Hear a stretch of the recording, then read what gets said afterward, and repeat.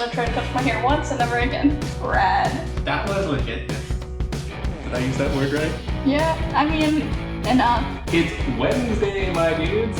I don't like that. Me neither. You're ruining the wall. Definitely more confident. Probably just people telling me that, hey, we're gonna terminate.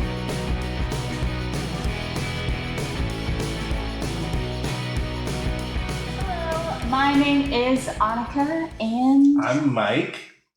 today we were going to chat more about things that you learn very quickly after moving to Houston. Yeah, and I've moved to Houston twice, but I was born and raised here, so that's because I lived here, moved away, moved back, moved away, moved back, and now I'm here again. So I know a lot of these things, but Annika, not so much.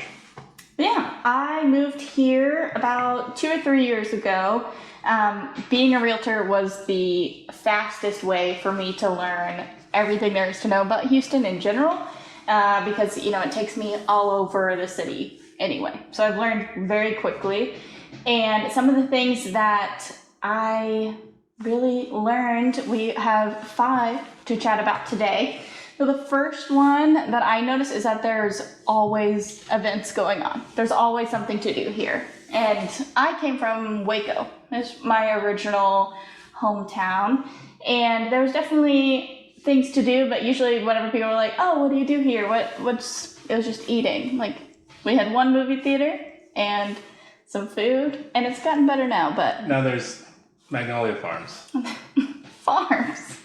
Is there a farm? Is that what it's called? Magnolia Silos? Magnolia? I thought Magnolia Farm was the company of Chip and Joanna. Magnolia is the company. I thought it was called Magnolia Farms. Well, you got Chip and Joanna. Yeah, that's what we got there. So, but the number one thing that I learned was that there's just always something to do. What are some of the things that you regularly do in Houston? Yeah, so, as someone who spent so much time here, it's easy to get a little bit jaded after 2 decades of the same city. But there are, just like you said, there's a lot of things going on, and there's always something to do if you're looking for something to do. I have kind of figured out what works for me. I spend a lot of time going to the climbing gym. We have arguably the best climbing gym in the state or even the country. It's amazing, and it's right by downtown. Surprisingly enough, there's great mountain bike trails around here for somewhere that's super flat, but we make the best out of it. Those are the 2 things that I like to do the most. But if we're looking for art, there's tons of museums within the museum district. It's a really great place to go. There's a whole district for the museums. That's how many we have. Yeah, there's a lot. And there's also a lot of parks within the city, which is, with a space this huge, I guess it makes sense that we've got some of it set aside to maintain greenery. Definitely. Levy Park is one that's right by me, and it's like part dog park and people park. And so that one's always fun to go to, especially if you want to see some pups. And then Buffalo Bayou is another one that I definitely like to frequent, just because there's super long walking trails. And you can longboard there, bike there, all that good stuff. Mm-hmm. Yeah, and I think there's volleyball courts and like football, or football for the rest of the world, soccer fields.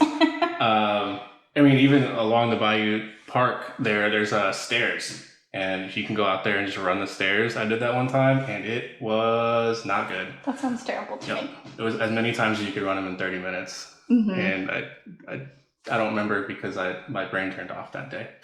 But yeah, just a lot of good stuff to do. There's actually a really big skate park over there. It's called the Lee and Joe Jamel Skate Park, which is pretty great.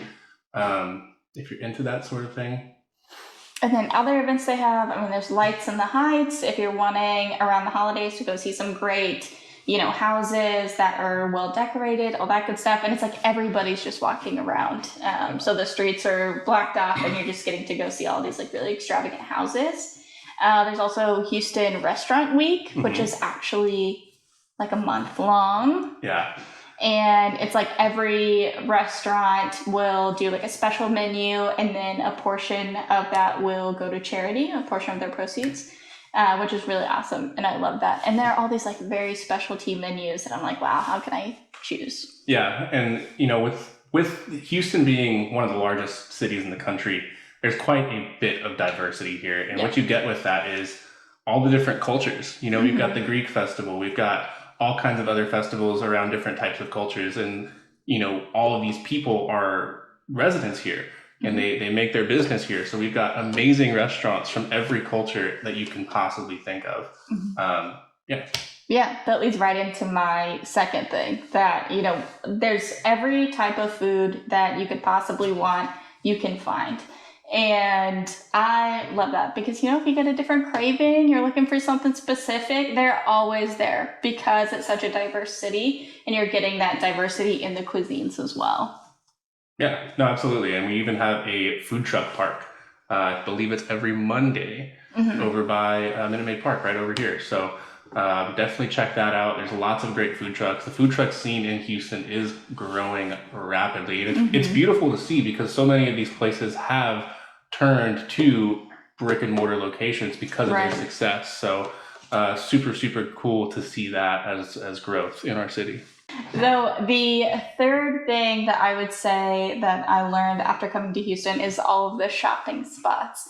Because in Waco, where I was coming from, you know, there's just like a couple smaller malls that, you know, don't have every store available.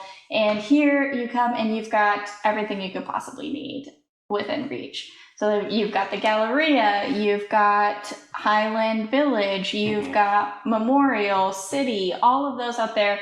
You know, there's so many different malls that you can always find what you're needing and make a whole day out of it. Yeah, and there's even, you know, once you venture outside of the loop and towards the suburbs, there's quite the selection of outlet malls as well. The outlets, yes. Yeah. I love that. Premium outlets, they have a few different locations around the city, and it's kind of a madhouse around the holiday times, but there's still, I mean, you can find great deals all the time there. Me living in the suburbs, Cypress Premium Outlets, I wouldn't say I frequent them, but they're definitely my go-to. A good option. Yeah. Yeah. And then another thing that I learned, I will say I learned a lot about the traffic. I didn't know what to expect, and it's not great, I gotta say.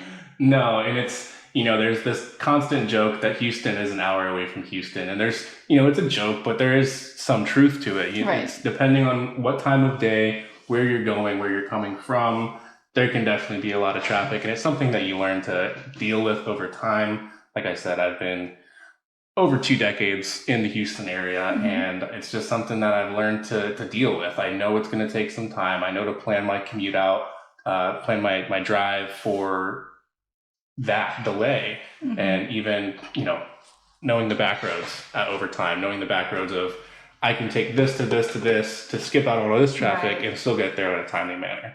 Yeah, knowing which roads not to take. You know, if you're hopping on 59 or anytime after like 2:30 p.m.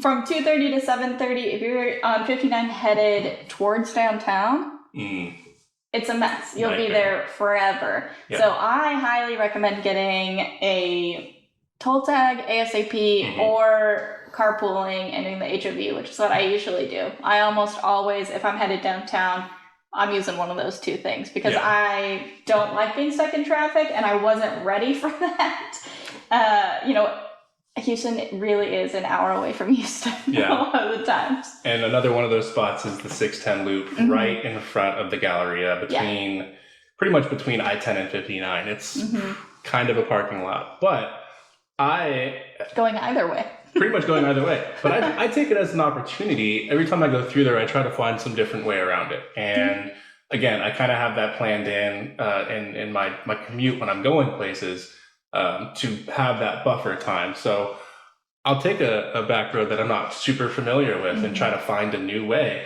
And really, it's kind of fun because I find new things to see along the way. There's so many different, again, the diversity. There's so many different types of houses in different neighborhoods, and I find a lot of cool stuff just by taking the road less traveled. That's true. And you've got a good podcast you're wanting to listen to. True that. I know you like jamming to your tunes, though. I do a lot of podcast listening. Okay. Yeah. What are some of the top podcasts you're listening to right now? Ooh, they're all comedy based.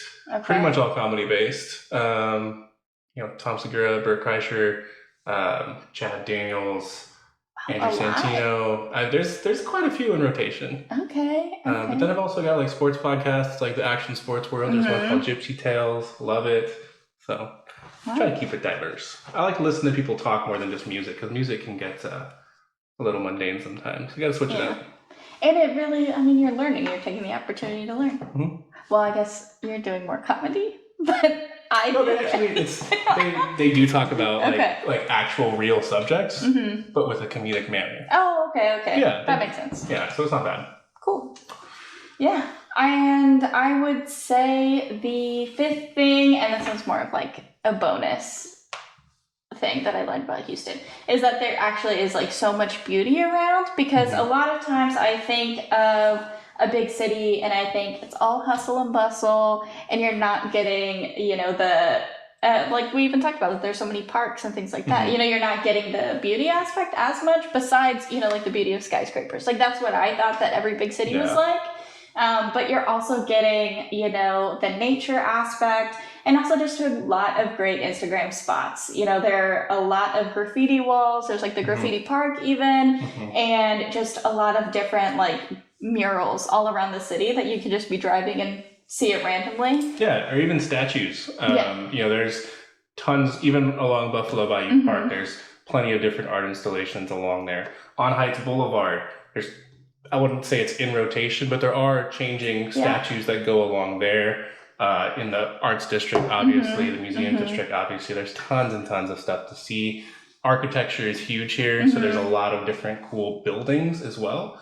So there's really a whole lot to take in when it comes to just in and around Houston. Yeah, one of the things that I did, one of my first trips to Houston too, before I actually moved here, is that I went and parked downtown, and you can get the daytime downtown hopper pass for parking.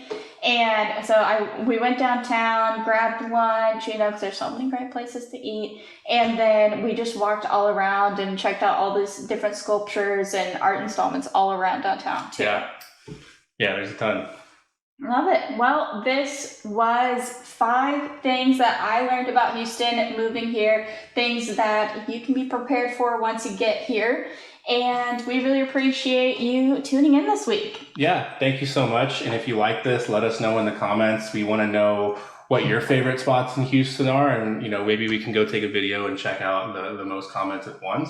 And comment us and let us know, what other kind of videos you want to see. What are some things you want to know about Houston that you might not? So let us know in the comments below. It really helps us out if you'd hit that like button and subscribe as well, just so we could help bring you better content more often. Once again, thank you so much. See you next time. See you next week.